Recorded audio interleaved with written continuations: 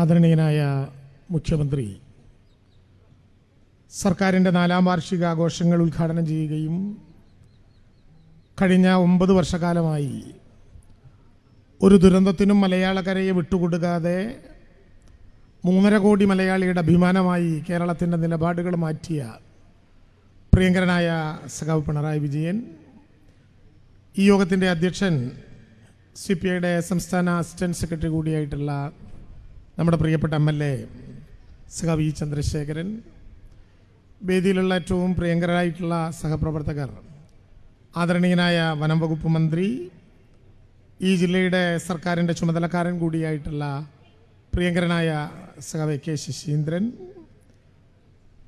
പ്രിയങ്കരനായ കാസർഗോട്ടുകാർക്ക് പരിചയപ്പെടുത്തലിൻ്റെ അനിവാര്യതയില്ലാത്ത കേരളത്തിൻ്റെ ഏറ്റവും പ്രിയങ്കരനായ രജിസ്ട്രേഷൻ വകുപ്പ് മന്ത്രി ശ്രീ കടന്നപ്പള്ളി രാമചന്ദ്രൻ, വേദിയിലുള്ള വിവിധ രാഷ്ട്രീയ പ്രസ്ഥാനത്തിൻ്റെ സമുന്നതരായിട്ടുള്ള നേതാക്കൾ, പ്രിയപ്പെട്ട സഖാക്കളെ, സഹോദരി സഹോദരന്മാരെ,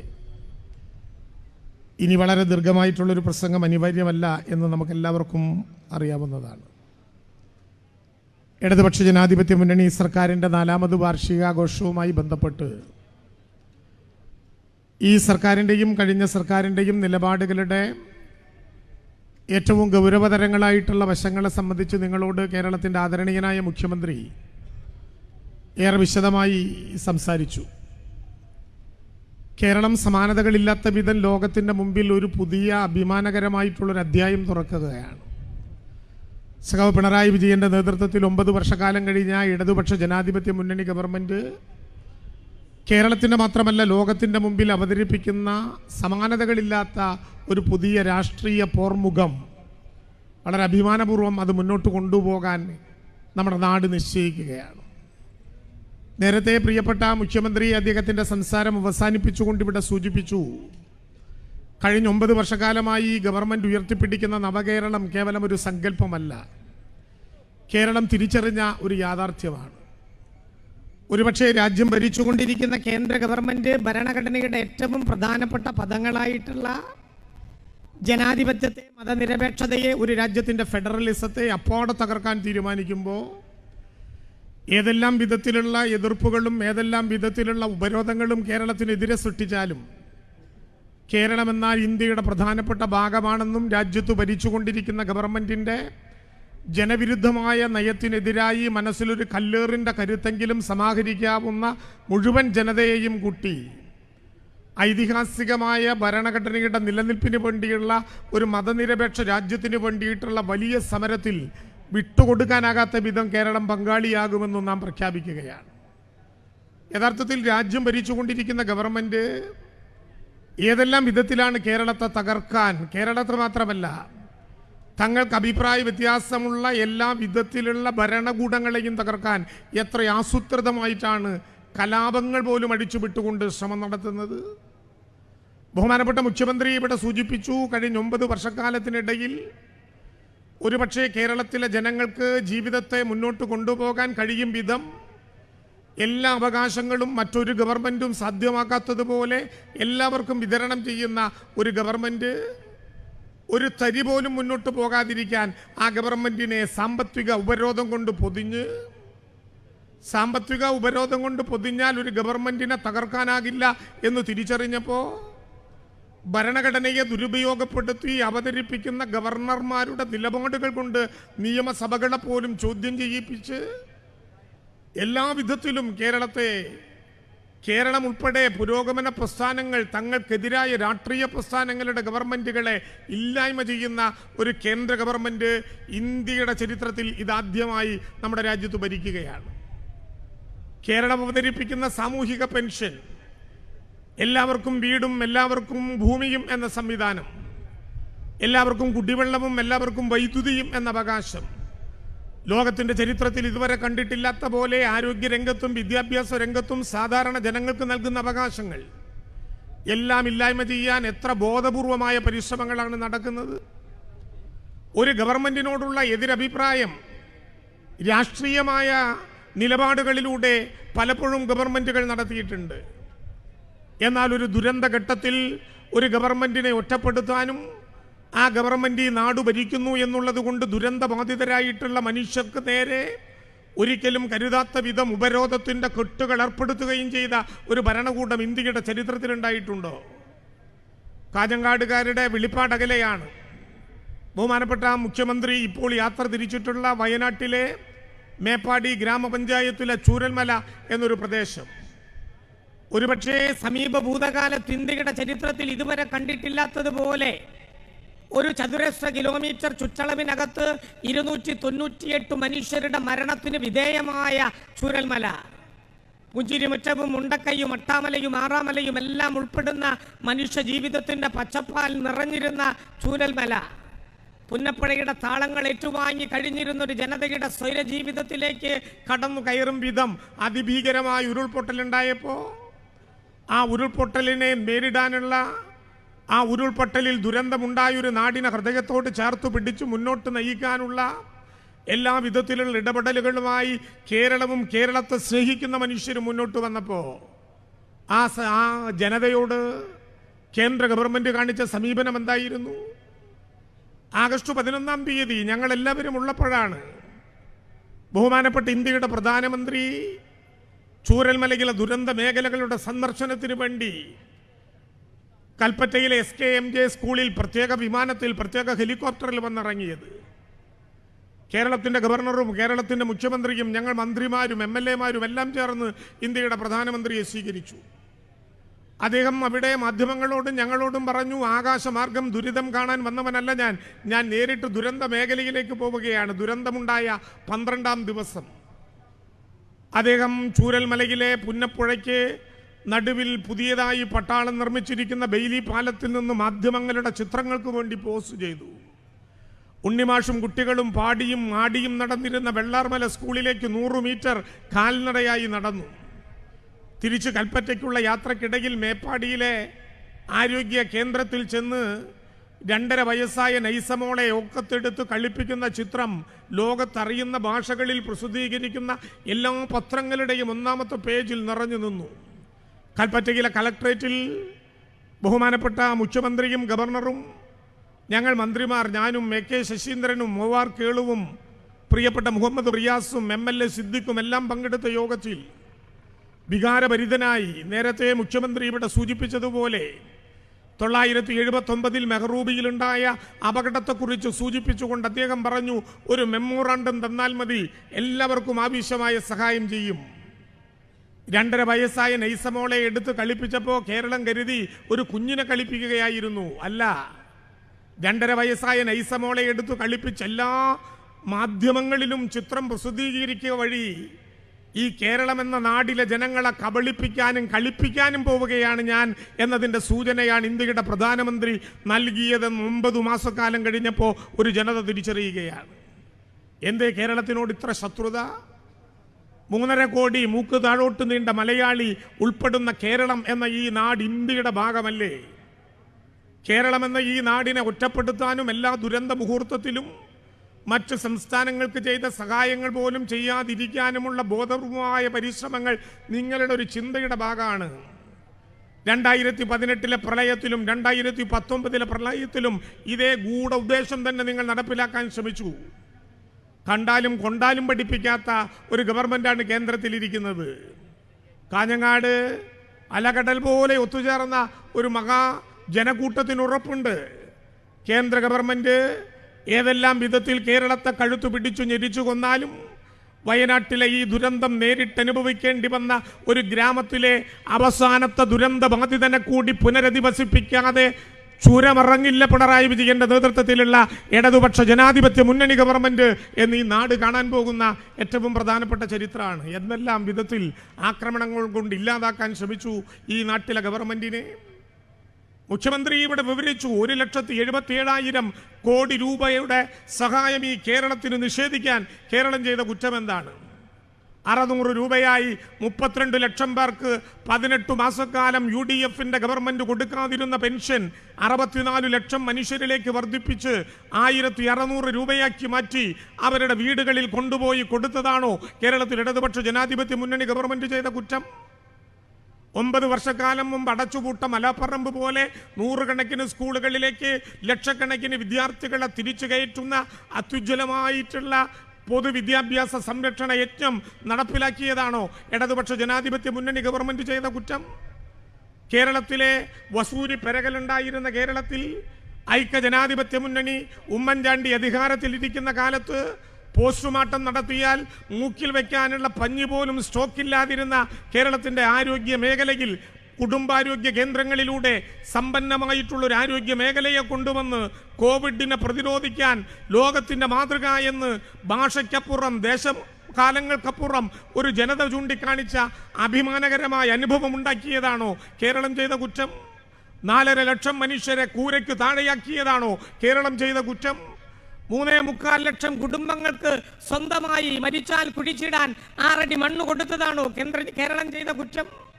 കേരളത്തിൽ വ്യാവസായിക മേഖലയിൽ ലോകത്തിനു മാതൃകയായ ഒരു വ്യവസായ നിക്ഷേപക സംസ്ഥാനമാക്കി മാറ്റിയതാണോ കേരളം ചെയ്ത കുറ്റം? നമ്മുടെ കുടുംബങ്ങളിൽ 9 വയസ്സുള്ള 4ാം ക്ലാസ് കഴിഞ്ഞ് 5ാം ക്ലാസ്സിലേക്ക് വലതുകാല് വെച്ച് നടക്കുന്ന ഒരു കുട്ടിയോട് പവർ കട്ട് എന്താണെന്ന് ചോദിച്ചാൽ മറുപടി പറയാൻ അവർക്കറിയാത്ത വിധം 9 കൊല്ലമായി കറന്റ് പോകാത്ത കേരളത്തെ സൃഷ്ടിച്ചതാണോ ഇടതുപക്ഷ ജനാധിപത്യ മുന്നണി ഗവൺമെന്റ് ചെയ്ത കുറ്റം? ഒരു ദുരന്തത്തിനും മലയാളിയെ വിട്ടുകൊടുക്കില്ലെന്ന് പ്രഖ്യാപിച്ച് അതിഭീകരമായിട്ടുള്ള പ്രളയത്തിന്റെയും കോവിഡിന്റെയും മുമ്പിൽ മലയാളിയുടെ തലയ്ക്കുമീതെ ആലിന്റെ കരുത്തോടുകൂടിയുള്ള തണൽ വിരിച്ചതാണോ ഈ ഗവൺമെന്റ് ചെയ്ത കുറ്റം? ഇവിടെ ബഹുമാനപ്പെട്ട മുഖ്യമന്ത്രി പറഞ്ഞല്ലോ, 2025 നവംബർ 1 കേരളം പിറവിയെടുത്ത ദിവസം 3.5 കോടി മലയാളി മലയാള മാസവും നാടും നോക്കാതെ അവന്റെ പിറന്നാൾ ആഘോഷിക്കുന്ന ദിവസം ഈ ലോകത്തിന്റെ തലയ്ക്ക് മീതെ ഉയരുന്ന സൂര്യൻ എത്ര കരുത്തോടെ പ്രകാശിച്ചാലും ആ സൂര്യന്റെ വെളിച്ചത്തിൽ ഒരു ദരിദ്ര കുടുംബത്തെ പോലും കണ്ടെത്താൻ പറ്റാത്ത ഇന്ത്യയിലെ ആദ്യത്തെ സംസ്ഥാനമായി ഈ കൊച്ചു കേരളത്തെ മാറ്റാൻ തീരുമാനിച്ചതാണോ കേരളം ചെയ്ത കുറ്റം? കേരളത്തെ ഇങ്ങനെ കഴുത്തു പിടിച്ചു ഞെരിച്ചു കൊല്ലാൻ ഗവൺമെന്റ് കഴുത്തു പിടിച്ചു ഞെരിച്ചിട്ടും ഭീഷണിപ്പെടുത്തിയിട്ടും ഇഡിയും എൻഫോഴ്സ്മെന്റും CBIയും കയ്യിലുള്ള മർദ്ദനോപകരണങ്ങളെല്ലാം ആറാട്ടു നടത്തിയിട്ടും ഒരു ഗവൺമെന്റിനെ പരാജയപ്പെടുത്താനായില്ല എന്ന് കാണുമ്പോൾ ഭരണഘടനയിൽ കേവലം ഒരു സംസ്ഥാനത്തിൻ്റെ അധികാര ചുമതലയിൽ കേവല പ്രതിഷ്ഠ നടത്തുന്ന ഗവർണറെ ഉപയോഗിച്ചുകൊണ്ട് നിയമസഭയുടെ ബില്ലുകളെ പോലും ഇല്ലായ്മ ചെയ്യൽ ഉൾപ്പെടെ എന്തേ കേരളത്തിൻ്റെ മുമ്പിൽ ഈ ഗവൺമെന്റിന്റെ ലക്ഷ്യം? 57-ൽ പൊതുവഴികളിൽ നടക്കാനും പൊതുകുളങ്ങളിൽ കുളിക്കാനും അമ്പലത്തിൽ കിടന്ന് ആരാധന നടത്താനും പള്ളിക്കൂടത്തിൻ്റെ ബെഞ്ചിലിരുന്ന് പഠിക്കാനും മരിച്ചാൽ കുഴിച്ചിടാനും ജീവിച്ചിരിക്കുന്ന കാലത്ത് പിറന്നു വീണ മണ്ണിൻ്റെ തലയ്ക്കുമീതെ കൂര കെട്ടാനും അവകാശമില്ലാത്ത ഒരു മലയാളി ഉണ്ടായിരുന്ന നാടാണ് ഈ കേരളം. സ്വാമി വിവേകാനന്ദൻ ഭ്രാന്താലയം എന്ന് വിളിച്ച കേരളം, ശ്രീനാരായണ ഗുരുവും സഹോദരൻ അയ്യപ്പനും അയ്യാ വൈകുണ്ഠസ്വാമികളും ആറാട്ടുപുഴ വേലായുധ പണിക്കരും അയ്യങ്കാളിയും വാഗ്ബടാനന്ദനും ചട്ടമ്പി സ്വാമികളും പൊയ്കയിലപ്പച്ചനും പണ്ഡിറ്റ് കറുപ്പനും പറഞ്ഞാൽ തീരാത്ത വിധം മലയാളിയെ ഉഴുതുമറിച്ചിട്ട നവോത്ഥാനത്തിൻ്റെ മണ്ണിൽ കമ്മ്യൂണിസ്റ്റ് പാർട്ടികൾ വിതച്ച വിത്ത് ഒരു വടവൃക്ഷമായി മാറിയപ്പോഴാണ് 1957-ൽ EMSന്റെ നേതൃത്വത്തിൽ കമ്മ്യൂണിസ്റ്റ് പാർട്ടിയുടെ ആദ്യത്തെ ഗവൺമെന്റ് ലോകത്തെ അത്ഭുതപ്പെടുത്തിക്കൊണ്ട് ബാലറ്റ് പേപ്പറിലൂടെ കേരളത്തിൽ അധികാരത്തിൽ വന്നത്. ആ ഗവൺമെന്റാണ് മണ്ണില്ലാത്തവന് മണ്ണും വീടില്ലാത്തവന് വീടും ആരോഗ്യമില്ലാത്തവൻ ആരോഗ്യവും പഞ്ചമിയെപ്പോലെ പാവപ്പെട്ട കുട്ടികൾക്ക് കടക്കാൻ കഴിയാത്ത പള്ളിക്കൂടത്തിൻ്റെ വാതിലുകൾ തുറന്നിട്ട് വിദ്യാഭ്യാസ അവകാശവും ഉൾപ്പെടെ കൊടുത്ത അത്യുജ്വലമായ കേരളം ലോകത്തിൻ്റെ മുമ്പിൽ അവതരിപ്പിക്കപ്പെട്ട കേരള മോഡലിൻ്റെ പ്രതിഷ്ഠ നടത്തിയത്. ആ ഗവൺമെന്റിനെതിരായി 1959-ൽ ചരിത്രത്തിലെ ഏറ്റവും അപമാനകരമായ അപനിർമ്മിതിയുടെ നടുവിൽ മുള്ളു മുരട് മൂർഖം പാമ്പ് മുതൽ കല്ല് കരട് കാഞ്ഞിരക്കുരു വരെ കേരളത്തിൽ കിട്ടാവുന്ന എല്ലാ ഹിംസ ജന്തുക്കളെയും കൂട്ടി കോൺഗ്രസ് നയിച്ചൊരു പഴയ സമരമുണ്ടല്ലോ, വിമോചന സമരം. ആ സമരത്തിന് അക്കം കൂട്ടുകയാണ് അതേ നിലപാടുകളുമായി പോകുന്ന കേരളത്തിൽ ഇടതുപക്ഷ ജനാധിപത്യ മുന്നണി ഗവൺമെന്റിനെതിരായി. 1959-ൽ മണ്ണില്ലാത്തവന് മണ്ണ് കൊടുത്തത്, അക്ഷരം അറിയാത്തവൻ അക്ഷരത്തിൻ്റെ കരുത്തു കൊടുത്തത്, ആരോഗ്യ മേഖലയിലെ സംരക്ഷണം കൊടുത്തത്, ഭൂപരിഷ്കരണ നിയമം നടപ്പിലാക്കാനുള്ള അതിന് ബീജാപാപം ചെയ്ത കാർഷിക ബന്ധ നിയമം അവതരിപ്പിച്ചത്, കുടിയിറക്ക് നിരോധിക്കപ്പെട്ടുകൊണ്ടുള്ള തീരുമാനം അവതരിപ്പിച്ചത്, ലോകത്തിന്റെ മുമ്പിൽ അത്ഭുതപ്പെടുത്തിയ കേരളത്തെ അട്ടിമറിക്കാൻ നടന്ന വിമോചന സമരം ആവർത്തിക്കാൻ ചില ആളുകൾ സംഘം ചേരുകയാണ്. അതേ തിരക്കഥയുടെ പുതിയ രൂപത്തിൽ. ആ വിമോചന സമരത്തിൽ വിളിച്ച മുദ്രാവാക്യങ്ങൾ ഓർമ്മയുണ്ട് മലയാളിയുടെ ഹൃദയഭൂമികളിൽ. തമ്പ്രാൻ എന്ന് വിളിപ്പിക്കും, പാളയിൽ കഞ്ഞി കുടിപ്പിക്കും. ആരെക്കുറിച്ചായിരുന്നു ആ മുദ്രാവാക്യം? തമ്പ്രാൻ എന്ന് വിളിപ്പിക്കും, പാളയിൽ കഞ്ഞി കുടിപ്പിക്കും. ചാത്തൻ പൂട്ടാൻ പോകട്ടെ, ചാക്കോ നാടു ഭരിക്കട്ടെ. ആരാണ് ആ ചാത്തൻ? കോൺഗ്രസ്സുകാർ പൂട്ടാൻ പോകട്ടെ എന്ന് അലറി വിളിച്ച ആ ചാത്തന്റെ ചരമദിനമാണ് നാളെ. ചാലക്കുടിയിലെ നിയോജക മണ്ഡലത്തിൽ നിന്ന് കേരളത്തിലെ അടിയാളനും ആദിവാസിയും അധകൃതനുമായി പൊതുസമൂഹത്തിന്റെ ജാതി മേധാവിത്വം ചവിട്ടി പുറത്താക്കി അകലെ അകലെ അകലെ മാറി നിൽക്കേണ്ടി വന്നൊരു ജനതയെ ചെങ്കൊടി പ്രസ്ഥാനത്തിന്റെ കൊടിക്ക് കീഴിൽ അണിനിരത്തിക്കൊണ്ട് അനവരതമായ പോരാട്ടങ്ങൾക്ക് നേതൃത്വം നൽകി അവരെ ഈ കേരളത്തിന്റെ മുഖ്യധാരയിൽ കൊണ്ടുവന്ന പോരാളി EMSന്റെ നേതൃത്വത്തിലുള്ള 957 ഗവൺമെന്റിലെ 11 മന്ത്രിമാരിൽ ഒരാൾ, ചാലക്കുടിയിലെ MLAയും കേരളത്തിലെ തദ്ദേശ സ്വയംഭരണ വകുപ്പിന്റെ മന്ത്രിയുമായിരുന്ന സഖാവ് PK ചാത്തൻ മാസ്റ്റർ ഈ കേരളത്തിന്റെ ഭരണകൂടത്തിനകത്ത് അധികാരം കൈയാളുന്ന കമ്മ്യൂണിസ്റ്റ് പാർട്ടിയുടെ രാഷ്ട്രീയ നേതൃത്വമായി വളർന്നപ്പോ ആ ചാത്തൻ പൂട്ടാൻ പോകട്ടെ എന്ന മുദ്രാവാക്യം വിളിച്ചവരാണ് 959 ഏറ്റവും അപമാനകരമായിട്ടുള്ള വിമോചന സമരത്തിന് വഴിയൊരുക്കിയവർ. ആ വിമോചന സമരത്തിന് വീണ്ടും ആക്കം കൂട്ടുകയാണ്. എമ്പുരാന്റെ നെഞ്ഞത്ത് കയറി 17 വെട്ടുവെട്ടിയത് ഒരു സിനിമയെ തകർക്കാൻ വേണ്ടി മാത്രമല്ല. എമ്പുരാൻ എന്നൊരു സിനിമ അവതരിപ്പിച്ചതിന്റെ പേരിൽ ഇനി ആർക്കാണ് കേസ് ബാക്കിയുള്ളത്? അഭിനേതാവിനെതിരെ കേസ്, നിർമ്മാതാവിനെതിരെ കേസ്, സംവിധായകനെതിരെ കേസ്, സഹസംവിധായകനെതിരെ കേസ്.